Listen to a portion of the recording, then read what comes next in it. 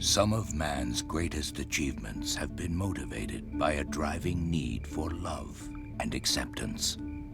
What happens when that need for recognition becomes a desire to be revered and then worshipped like a god? Increasingly, modern science pursues powers traditionally reserved for the Almighty. But those who encroach upon the province of the gods realize too late that the price for entrance is destruction. Poets argue that you are truly alive if you possess the ability to feel and love. Scientists, on the other hand, choose to define life in terms of proteins and carbon building blocks. But what happens when these two beliefs come crashing together? The pursuit of technology exists to make human life easier and more pleasurable. But once such forces intrude upon the most intimate parts of our lives, will we then forfeit our very soul? It is said that civilization began when man first became capable of changing his environment. What will happen when man has the ability to change himself? When no human need be cursed by heredity, will it be the beginning of a glorious new kind of civilization, or the end of everything we know? There is an old proverb that says, "Be careful what you wish for it might come true." And if your wish is for immortality, it is something you will have to live with for a very long time. Contact happened exactly 1 year ago, and the world changed forever. The line between life and death was blurred, crossed, then totally erased. Not through divine intervention, but another force from the heavens. A force greeted not with rapture, but with fear. What if you were to wake up to a different world tomorrow? A world of invaders? Would you raise your voice with the aliens in a chant of remembrance and regret, bidding farewell to a vanished world? Or would you fight against those who might ultimately help us?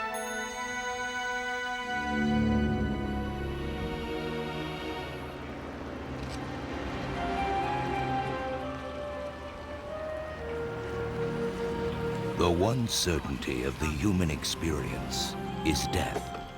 But what might happen when our effort to prolong the inevitable starts to turn that battle around? Will someone or something step in to ensure the final outcome? For one man, the battle against death is over. But for the rest of us, the war rages on. At what point does the cost of survival become too high a price for us to pay?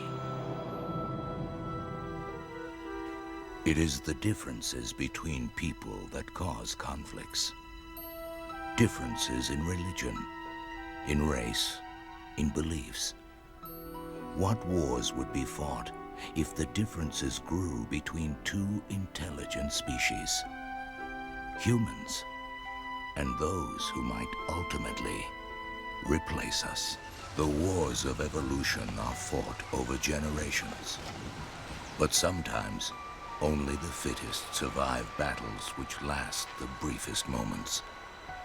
100 years from now, a new race may look back and say, "This little girl's stand was a turning point." Man has always been fascinated with the concept of going back in time. The question is often asked, if you could go back, would you do anything differently? But what if it goes the other way? We never hear the question, would you do anything differently if you could go forward? Time is a river winding steadily through the landscape of tomorrow. There are those who would steal a glimpse around the next bend, and those who would fight the current. But the wisest are those who turn their eyes from the waters and seek out a fellow traveler to share in the journey. It is a common scientific belief that humans use but a small fraction of the brain. Researchers all over the world try to unlock the secrets hidden in these darkened parts of the mind. But do we really want to unlock such secrets? And how will we deal with the dark discoveries that lie within? If you were offered the chance to communicate with another person's mind, would you choose to do it, knowing that in return you would have to expose your own deepest and most intimate thoughts?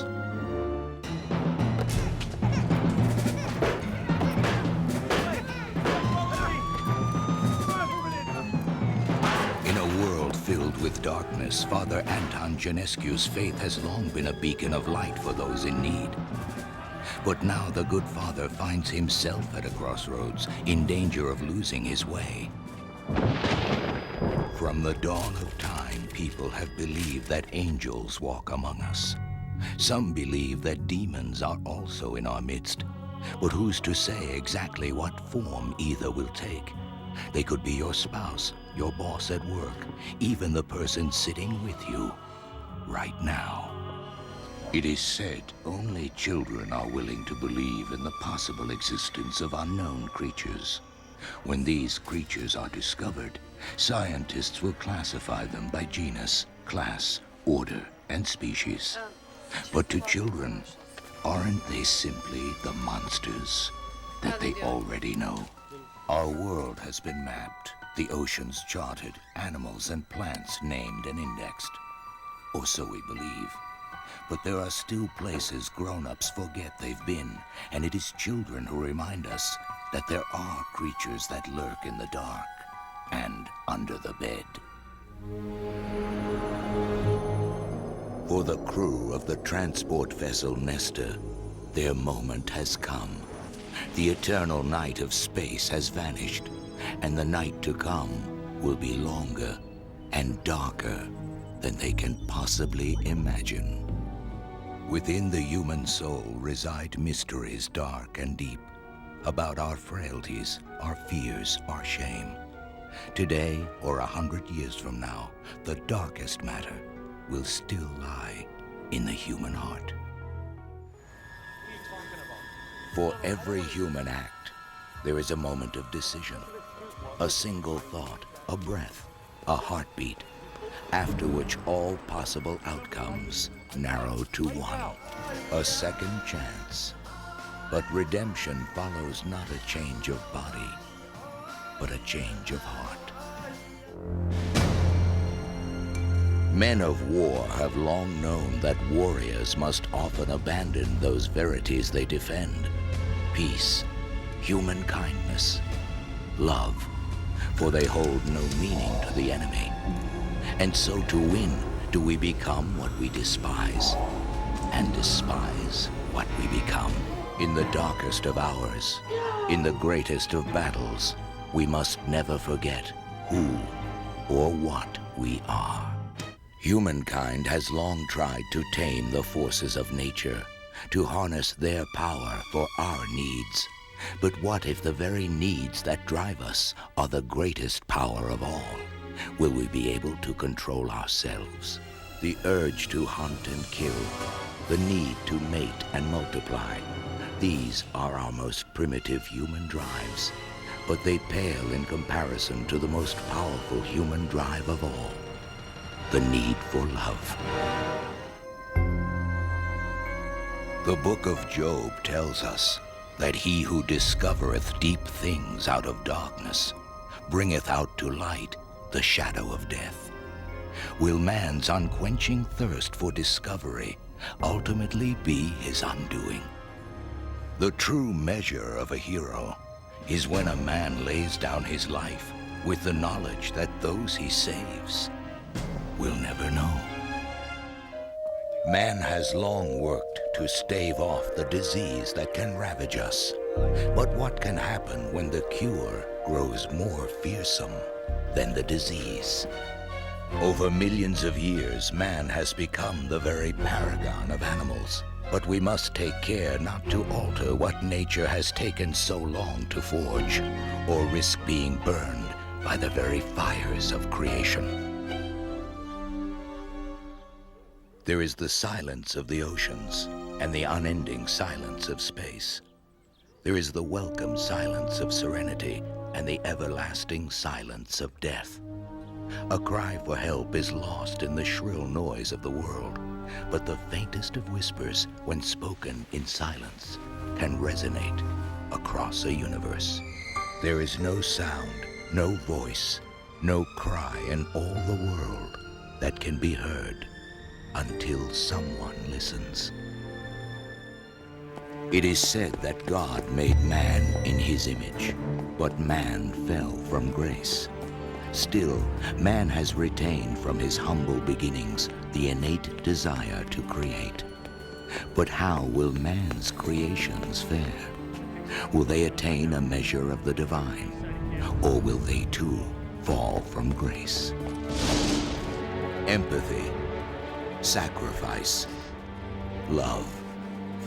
These qualities are not confined to walls of flesh and blood, but are found within the deepest, best parts of man's soul, no matter where that soul resides. Ghosts, haunted houses. Many maintain that such concepts have no place in our computerized 20th century reality. But until man conquers death, one inevitable question will always linger within the recesses of the human mind.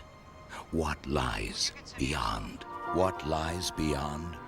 For each of us, the answer awaits at the end of life's journey. Until then, we must live with the ghosts that dwell not in some musty basement, but within the recesses of the human soul.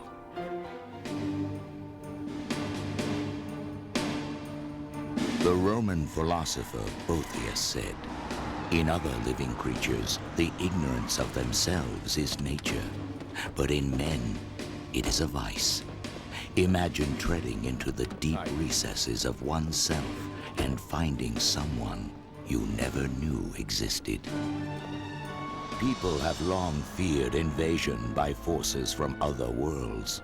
If that horror comes to pass, our leaders will stand as our first line of defense, unless, of course, our leaders themselves are the invaders. What is our last line of defense? Is it the military with all of their power and might? Or is it the courage of a solitary man? Sleep soundly in the knowledge that the dawn will come.